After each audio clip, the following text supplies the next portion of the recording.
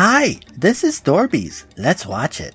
Actually, before we take a look at this strange creation, I want to share that I have a bit of a history with the work of the creators of this thing. The Gaither Vocal Band. Specifically, the son of one of the members. The Gaithers are a gospel band that was known for their Gaither Homecoming video series.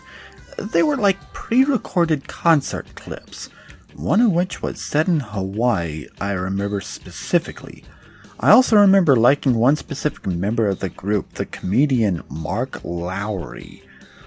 I thought he was funny, he may still be, but I haven't seen anything related to the Gaithers in years. Aside from this, they had some pretty good music, so obviously their next step was to break into the budding CG animation craze. Now, you may be wondering, Archer, why are you reviewing this? It's simple. I'm sick of people saying, this is the worst CG ever. That is the worst CG ever, guys. Trust me. That shit doesn't even compare to the hell you're about to watch. I have no idea what the hell Dorbees is supposed to achieve. I think it wants to send a message, but as you'll find out, that message sails out a window and soars straight to Saturn. This is one of those things where the more sensible viewers ask, what the hell am I watching? I, on the other hand, sit back and watch just to see how much damage it can do. So we start off in space, listening to some seriously epic orchestrated music that I've never ever heard before from any space venturing movie or TV show ever. In the infinitesimal pantheon that lives beneath our feet and beats with hearts anew, live the Dorbees. Am I watching an old VHS cleaner? Your video and audio heads are now clean. Is this space or press stop and eject tape now. Do not rewind. We have a deep, booming voice being choked by the music, essentially. I think that it says before man walked the earth there were Dorbees. Side note, after I wrote this script and went back and rewatched this painful experience, yeah, they say that Dorbees are actually microscopic organisms of some kind. They don't go into detail, but hey, makes more sense than most of this other crap, I'm telling you that much right now. Now, what are Dorbees? Dorbees, everywhere I look I see Dorbees, rolling to and fro I see Dorbees. You tell me what Dorbees are because they look like unkept balls of radioactive snot. And you know what? The theme song brings up a valid point. Why don't they go away? This is going to take some willpower. So we start on his farm with the blood red. Wait a second, I'm being kidnapped. Oh, what the hell was that about? I swear this is the first time I've seen this happen. It's like they tried to do some sort of a fake out on me or something. Anyway, this nutball is named Delta and... Hey, Delta! Hey, man, come over here. You never guess what I found the other day when I was rummaging through a rancid pile of unwanted, untainted, fresh from the belly navel lint? Hey, you got me. I don't even know what the hell I'm doing here anymore. This half-baked snotball is named Fleck. He pops out of nowhere and spews out some of the most random gibberish you can think of. Hey, I'll be over here in your storm sewer gutter, okay? You need me, just give me a holler. Now, something you may have noticed is that while Fleck was having an episode, Delta just didn't blink, didn't move. I don't even think he breathed. The animators forgot to animate him. He's in a rocking chair, so he'd have to be rocking back and forth, right? Instead, all we got was this. I'll tell you what, though, man, if you want to hang out with somebody, you want to jam with somebody, just get weird, you know? Hey, brothers for life, that's what I say, man, brothers for life. After that, Delta proceeds to tell us about Jack and Mary Jane Dorby. Yeah, every character in this thing is their last name a Dorby, so... how do they procreate?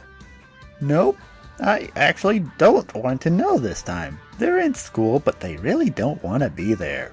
Kinda like most kids these days. As you can see, the isolation of the parallelogram is concurrent to the vertical side of the polygon.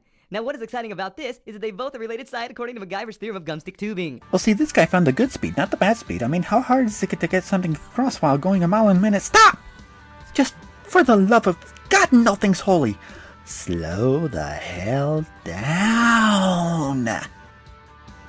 Anyway, Jack passes Mary Jane a note. I'm busting out. Follow my lead if you want to get out of here. I'm sorry. Those are just the voices in my head telling me to run. Wait, no, that was Jack's voice. Wow, they really think that little of their audience. He convinces Mary Jane to go with them as a... Question? Is this a school or a maximum security prison? Seriously, they locked the whole place down. Kinda makes me think of that one YouTube movie, The Thinning. Never mind, The Thinning never had swinging axes and softball launchers aimed at kids. What the hell is wrong with these people? After they finally escape the school, I'd rather be watching Escape the Night, but whatever, Delta cuts in and starts us off on another story about this Arnold Schwarzenegger Dorby who needs new clothes in order to fit in. Alrighty then. He goes to this place called Diggs Dugs. The owner breaks into a strange... yeah, I'm talking about prison schools and mutated snotballs in the song's the thing I call strange. Anyway, he goes into a song. All songs in this thing are by the Gaither Band, goes without saying. After the song, we cut back to the kid ball things as they talk about breaking into an old rickety house that we can barely see because this PS1 game has terrible draw distance. Come on, Mary Jane. I mean, live a little. What do we got to lose anyway? I don't know, Jack. That house still scares me.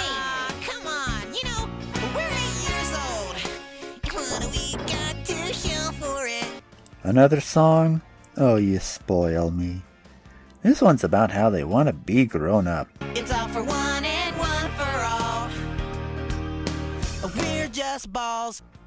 They actually said it! They seriously said it! I didn't edit that in there!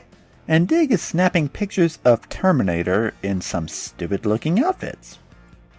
Did you have enough of that plotline yet? Because if you did, this green snotball sitting on a couch changes it to whatever fresh new hell this is. Dorby German Access Television presents Mr. Poe und Jogel. Who's the strongest Dorby in the world who's loved by every boy und girl und yak?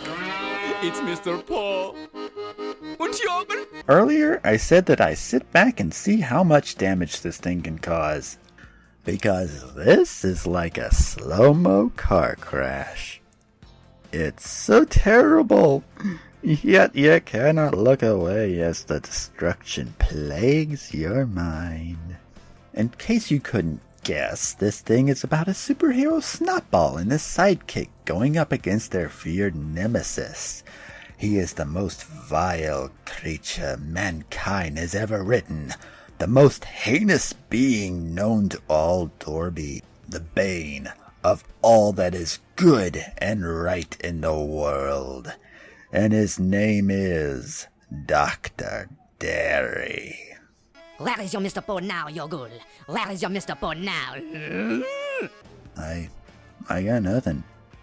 The thing is pushing me past my limits. So the hero Snotball comes in and tries to pull something that would help out of Hammerspace, but it takes him frigging forever as Yogul sings on. I am quite uncomfortable. Yeah, well, this ain't exactly easy for me either, pal. Mr. Poe pulls out random junk until he pops a train's caboose out. With the gate busted open, Poe finds an electrical box with 3 buttons. I see that the laziness from Delta carried over to Poe here, as he barely even moves as he considers his options: bringing world peace, ending world hunger, or freeing Yogul. Being the pinnacle of goodness, he hits the button that frees Yogul, and nothing more. He then uses the Cadillac's headlights, oh my god, what the hell am I even reading, to stop Dr. Derry in his tracks. Allowing the freed Yogul to tip him over. ending this out-of-nowhere Family Guy-style cutaway gag. We then go back to Diggin' Otto, where that one snotball Fleck pops out of a lava lamp and leaps into a shirt rack. Okay, that was pointless. Dig finally tells Otto that there isn't anything he has that'll make him look any better. For shit's sake, I could have told you idiots that! After that, we transition to Jack and Mary Jane as they finally enter this haunted house of mental horrors. This thing is filled with jokes regarding people who are missing and or dead, including Elvis, who just wants to eat bananas, and an unfunny Jimmy Hoffa bit. It's not particularly funny because the camera just hangs on the arrow for a few extra seconds. Jack falls through a hole in the floor and... I'm stuck! Oh man, Mary Jane, what are we gonna do? I'm gonna tell you what I'm gonna do. Later. Bye! Alright. She goes back to get some help and gets Jack freed as a result. We see Jack's dad, who apparently has interchangeable hair colors, dance number! And we return back to Delta and Fleck to wrap things up. This was like a bad acid trip in the middle of a Chuck E. Cheese ball pit. That's the lesson to take away from this thing. Don't do drugs, kids. And if you think this is the dumbest thing I've ever seen, this is gonna sting.